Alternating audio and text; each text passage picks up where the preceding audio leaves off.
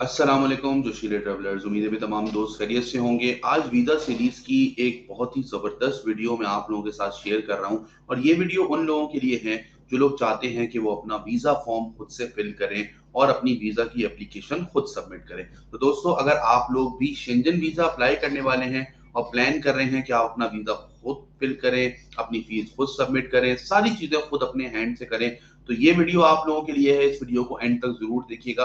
और अगर आप अभी अप्लाई नहीं भी कर रहे तो तब भी ये वीडियो आप लोगों के लिए इंपॉर्टेंट है, क्योंकि इस वीडियो के अंदर मैं आपको बेसिक सारी चीजें गाइड कर रहा हूँ कि किस तरह से आप लोग जो हैं अपने वीजा फॉर्म को फिल करेंगे, वीजा फॉर्म को फिल करते हुए आप लोग किन चीजों का ख्याल रखेंगे और वीजा फॉर्म के साथ आप लोग क्या क्या चीजें अपनी अटैच कर रहे होंगे। ये सारी चीजें डिटेल में मैं आप लोगों के साथ इसी वीडियो के अंदर शेयर करूंगा। वीडियो को दो पार्ट के अंदर ब्रेक कर रहा हूँ।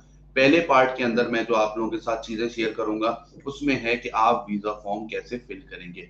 दूसरे पार्ट के अंदर मैं आप लोगों के साथ शेयर करूंगा कि वीजा फॉर्म के साथ साथ आपको और कौन कौन से रिक्वायर्ड डॉक्यूमेंट्स हैं जो वीजा फॉर्म के साथ अटैच करने हैं। तो अगर ये वीडियो आप पूरी देख लेंगे तो आपको पूरा प्रोसेस समझ में आ जाएगा कि कैसे आप जो है वो वीजा फिल कर रहे होंगे। तो दोस्तों, आज की वीडियो का आगाज करते हैं, लेकिन यार हमारे चैनल को जरूर सब्सक्राइब कर लें और नोटिफिकेशन को ऑन कर लें, क्योंकि ये हेल्प जो है ना आपकी, ये हमें आगे ग्रो करने में हेल्प आउट करती है। क्योंकि हमारी कोशिश होती है हम वीजा जर्नी लोगों की स्मूथ से स्मूथर करते चले जाएं। तो दोस्तों, पहला फॉर्म आप लोगों के साथ शेयर कर रहा हूं वो है स्पेन का फॉर्म, और ये फॉर्म जो है मैं आप लोगों के साथ स्क्रीन पे शेयर कर लूंगा ताकि आप लोग जो है जो जो चीजें मैं आप लोगों को बताऊं वो चीजें आप लोग अपनी स्क्रीन पे देखते चले जाएं। ठीक है जी।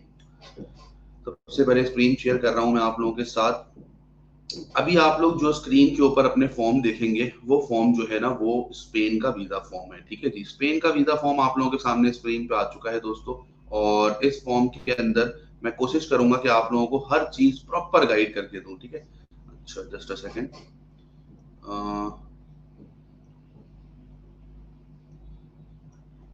एक मिनट।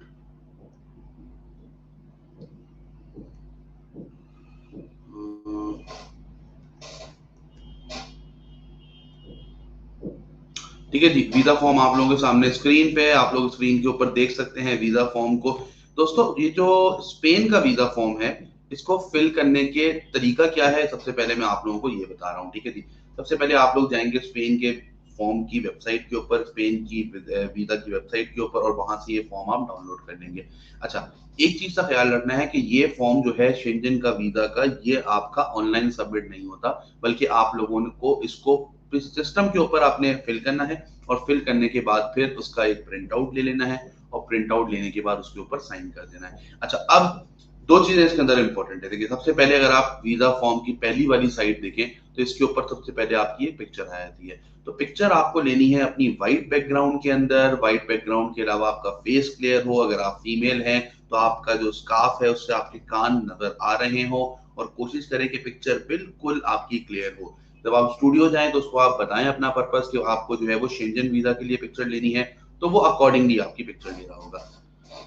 सबसे पहले आ गया भाई, आपको फॉर्म फिल करते हुए अपना पासपोर्ट अपने सामने रख देना है। सबसे पहले सरनेम आ गया। सरनेम मिसाल है आपने लिख दिया जॉनी। जॉनी जो है वो सरनेम है यहाँ पे। ठीक है जी, जॉनी सरनेम आ गया आपका। उसके बाद ये फैमिली नेम है। अच्छा, सरनेम एट बर्थ। अच्छा, अब इसमें क्या है कि कोई अगर आपका पुराना नाम है, जैसे प्यार से आपको घर के अंदर चुन्नू बुलाया जाता है, अब ये सारी चीजें आपने इसके अंदर नहीं लिखनी है। आपको चुन्नू बुलाया जाए, मन्नू बुलाया जाए, जो भी बुलाया जाए, ये चीजें आप भूल जाएं।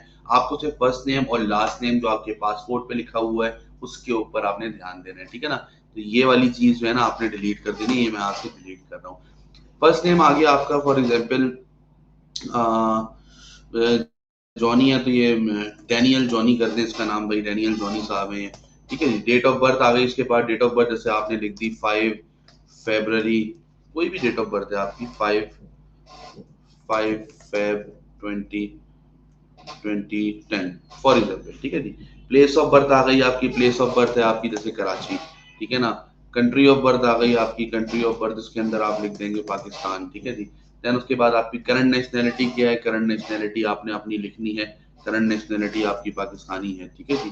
देन उसके बाद नेशनैलिटी एट बर्थ क्या है, नेशनैलिटी एट बर्थ भी आपकी पाकिस्तानी है। अगर आपके पास और कोई नेशनैलिटी है, जैसे यूके की है, ऑस्ट्रेलिया की है, कनाडा की है, तो वो आपने यहाँ पे मेंशन करनी है। देन उसके बाद आपने जो है वो अपना सेक्स, मतलब कि आप मेल हैं या फीमेल है, वो आपने मेंशन करना है। यहाँ उसके ऊपर आपने टिक मार्क करना है। ये देखें, ये टिक मार्क का ऑप्शन आ गया, मैंने मेल पे कर दिया। मैरिटल स्टेटस सिंगल है, मैरिड है, जो भी है, मैं मैरिड हूँ, मैंने मैरिड पे क्लिक कर दिया है। ठीक है जी। अच्छा, in case of minor parental authority, अच्छा अगर कोई माइनर अप्लाई कर रहा है 18 साल से नीचे, तो वो अपने गार्डियन या फिर अपने पेरेंट्स के बारे में यहाँ पे लिख रहा होगा। ठीक है जी।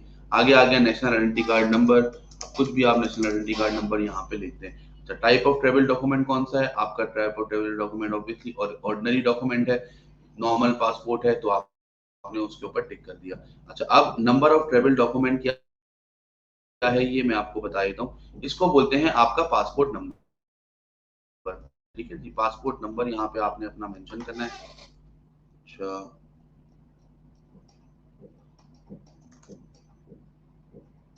यहाँ पे आपने अपना पासपोर्ट नंबर मेंशन कर देना है। ठीक है, पासपोर्ट नंबर मेंशन करने के बाद कोई भी पासपोर्ट नंबर आ गया, यहाँ पे आपने पासपोर्ट पे देखेंगे आपकी डेट ऑफ इशू आ रही है। फॉर एग्जांपल आपने ये डाल दी भाई 0205/2020। ठीक है जी। वैलिड अंटिल, कब तक ये वैलिड है आपने डाल दी ऐसे 04/07/2030। ठीक है जी। इशूड बाय कंट्री, पाकिस्तान से इशू हुआ है तो पाकिस्तान से आपने लिख दिया कि पाकिस्तान से इशू हुआ है। अच्छा, अब personal data of the family member who is in EU और सीएच कंट्री, अगर आपके शेंजन कंट्रीज के अंदर कोई ब्लड रिलेशन रह रहे हैं तो उनके बारे में आप यहाँ पे इंफॉर्मेशन दे सकते हैं। फॉर्म में एक चीज का आपने जरूर ख्याल रखना है, कुछ चीजें होती हैं जो मैंडेटरी हैं, कुछ चीजें होती हैं जो कि मैंडेटरी नहीं है। जो मैंडेटरी नहीं है, मिसाल आपका कोई भी नहीं रहता, तो आपने लिखना है नॉट एप्लीकेबल NA। ठीक है जी, आपने NA लिख दिया यहाँ पे भी आपने NA लिख दिया। डेट ऑफ बर्थ, इन तमाम चीजों में आपने NA लिख दिया। ठीक है जी। Travel document NA। अच्छा, अब family relation with in EU, ये आपने NA कर दिया जी। ठीक है जी। अच्छा, आगे चलते हैं। अच्छा, applicant home address and email address, इसके अंदर आपने अपना कराची पाकिस्तान होम एड्रेस लिख दिया। मिसाल है आपका फोन नंबर यहाँ पे आ गया। ठीक है, अब ये बेसिक इन्फॉर्मेशन अभी तक चल रही है। Residence in a country other than the country of current nationality, no, कोई रेजिडेंस नहीं है आपकी। अगर है तो यहाँ पे आप लिख देंगे यस है, और उस कंट्री का आपने नाम लिख देना है यहाँ पे। ठीक है जी। अच्छा, करंट ऑक्यूपेशन, क्या करते हैं आप? फॉर एग्जाम्पल आप करंटली प्लम्बर हैं, आपने लिख दिया मैं करंटली प्लम्बर हूँ। एम्प्लॉयर का नाम और एम्प्लॉयर का एड्रेस कैसे आएगा? फॉर एग्जांपल आपने लिखा है यहाँ पे यूनिलीवर, यूनिलीवर के नीचे आपने जो है ना यहाँ पे उसका एड्रेस लिख दिया। ठीक है जी। अच्छा, इसको थोड़ा सा कोशिश करके हम छोटा कर लेते हैं, ये आप अपने हिसाब से इसको एडजस्ट कर सकते हैं। अच्छा, main purpose of the journey, अब यहाँ से आपके फॉर्म की टेक्निकलिटी शुरू होती है। क्वेश्चन नंबर 20 तक आपने देखा कि फॉर्म बड़ा नॉर्मल सा फॉर्म चल रहा है, इसके अंदर आपसे बड़ी नॉर्मल सी चीजें पूछी जा रही हैं। लेकिन क्वेश्चन नंबर 20 के बाद से जो चीजें हैं ना, वो थोड़ी सी टेक्निकल होना शुरू हो जाती हैं। यहाँ पे आपसे पूछा जा रहा है सबसे पहला क्वेश्चन कि main purpose of the journey क्या है। देखिए दोस्तों, यहाँ पे आपने ख्याल ये रखना है कि जो आपने अपना पर्पस बताना है ना, पर्पस सबसे इंपॉर्टेंट चीज होता है। इस पर्पस के अंदर आपने सबसे ज्यादा जो ख्याल रखना है वो ये रखना है कि आप जा क्यों रहे हैं। फॉर एग्जाम्पल आप विजिट वीजा पे जा रहे हैं, टूरिज्म के लिए जा रहे हैं, जगहों को विजिट करना है आपने, तो आपने क्या करना है जी? टूरिज्म। ठीक है जी, टूरिज्म पे आपने टिक कर देना है। यहाँ पे टूरिज्म पे खैर आपने टिक कर देना है। उसके अलावा विजिटिंग फैमिली भी है, उसके अलावा कल्चर भी है, स्पोर्ट्स भी है, ऑफिशियल विजिट भी है, मेडिकल रीजन भी है, ट्रांजिट भी अक्सर लोग ले रहे होते हैं, बहुत सारे रीजन है। ठीक है। अच्छा, additional information on purpose of stay, यहाँ पे आप अपना पर्पज ऑफ स्टे डाल सकते हैं कि आप क्यों जा रहे हैं वहां पे। Visiting to any to visit Barcelona because I M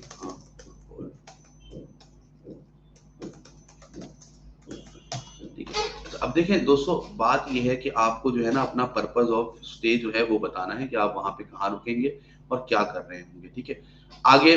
अच्छा, और कोई डेस्टिनेशन जो आप कवर करना चाह रहे हैं तो उसको आपने यहाँ पे बताना है। अच्छा, मैं अपने तमाम दोस्तों को यही बोलता हूँ कि देखें, इन्फॉर्मेशन इतनी दे जो आपकी बैंक स्टेटमेंट से मैच भी हो रही हो।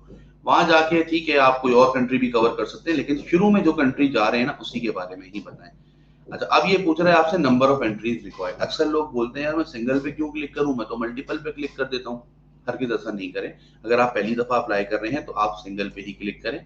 पहले एक दफा जाएं, होके आए, टाइम से अपनी कंट्री को लीव करें उनकी, देन उसके बाद दोबारा से आप जो है ना वो अप्लाई कर दें, लेकिन अभी फिलहाल आप एक साथ इतना लंबा ना करें।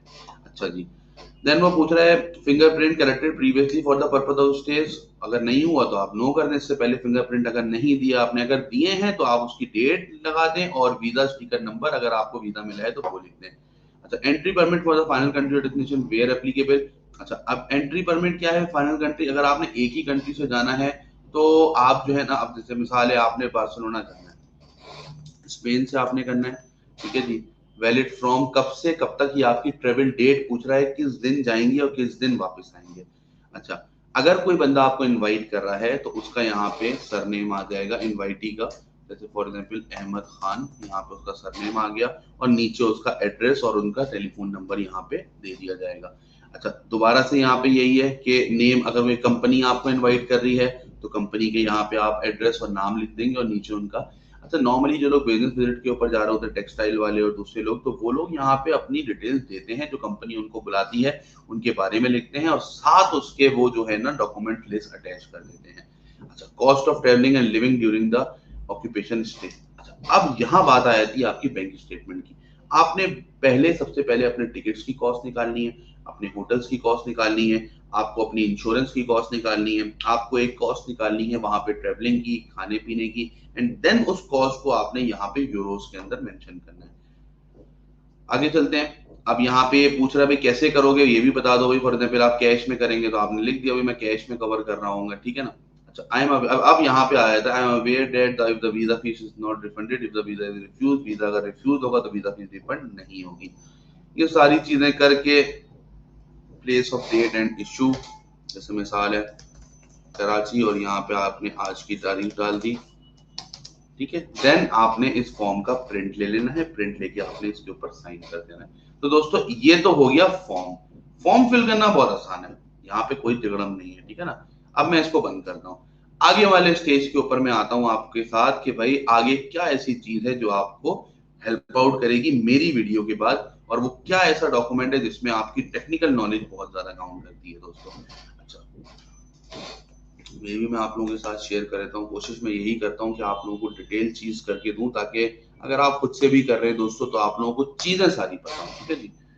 अच्छा, अब मैं एक और डॉक्यूमेंट लिस्ट आप लोगों के साथ शेयर करने वाला हूँ।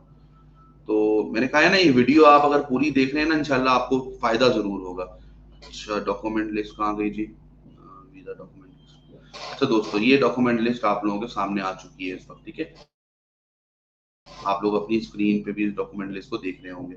सबसे पहले मैं बिजनेस वालों की बात कर लेता हूँ। अगर आप बिजनेस कर रहे हैं तो ये 8 डॉक्यूमेंट आपने अपने तैयार रखने हैं, ठीक है। इसमें से कुछ तो वैलिड भी नहीं होंगे, अगर प्रॉपर्टी नहीं है तो वैलिड ही नहीं है। सीएनआईसी होना चाहिए आपका, पासपोर्ट होना चाहिए, आपकी बैंक स्टेटमेंट 6 महीने की होनी चाहिए, बैंक मेंटेनेंस लेटर होना चाहिए, एफआरसी होना चाहिए, एमआरसी होना चाहिए, लेटर हेड के ऊपर रिक्वेस्ट लेटर होना चाहिए जो कि आपका कवर लेटर। अब यहाँ बारी आती है आपकी स्किल की, कवर लेटर आप कितना जबरदस्त लिख रहे हैं, कितना कंसाइज लिख रहे हैं, उसमें पर्पस कितना क्लियरली आइडेंटिफाई कर रहे हैं। देन आपके एफबीआर के पिछले 2 साल के टैक्स रिटर्न चाहिए। वैसे ये लोग ऑप्शनल बोलते हैं लेकिन ये देना जरूरी है। देन अगर आपके पुराने पासपोर्ट कोई हैं तो उनको स्कैन कर लें, अगर उसके ऊपर स्टिकर वीजा है, कोई स्टैम्प्स हैं तो उनको स्कैन कर लें। उसके अलावा अगर आपकी कोई प्रॉपर्टी है, इन्वेस्टमेंट है, और उसके अलावा कोई भी डॉक्यूमेंट ऐसा है आपका जो आप उसके साथ अटैच करना चाहते हैं तो वो अटैच हो जाएगा। सैलरी स्लिप्स जो है, अगर आप जॉब करते हैं तो आपकी सैलरी स्लिप्स और एम्प्लॉयर का एनओसी लेटर साथ जो है वो अटैच हो रहा होगा। तो दोस्तों ये एक छोटी सी वीडियो मैंने बनाने की कोशिश की है, जिससे मैं आपको गाइड कर सकूं कि क्या क्या डॉक्यूमेंट्स जो हैं वो इसके साथ जो है वो रिक्वायर्ड होंगे। और आपको एक और चीज मैं बताना चलूं दोस्तों कि अगर स्टिल इस पूरी वीडियो देखने के बाद भी आपको लगता है नहीं यार कुछ चीजें ऐसी हैं जो अभी मुझे और समझनी है, तो आप हमसे कांटेक्ट कर लें। हमारा नीचे नंबर आ रहा है, आपको व्हाट्सएप करें हमें 0333359981 पे। आई होप सो दोस्तों वीडियो आपको हेल्प आउट करेगी, इसको जरूर अपने दोस्तों में शेयर करें। अपना बहुत ख्याल रखिएगा। अस्सलाम वालेकुम।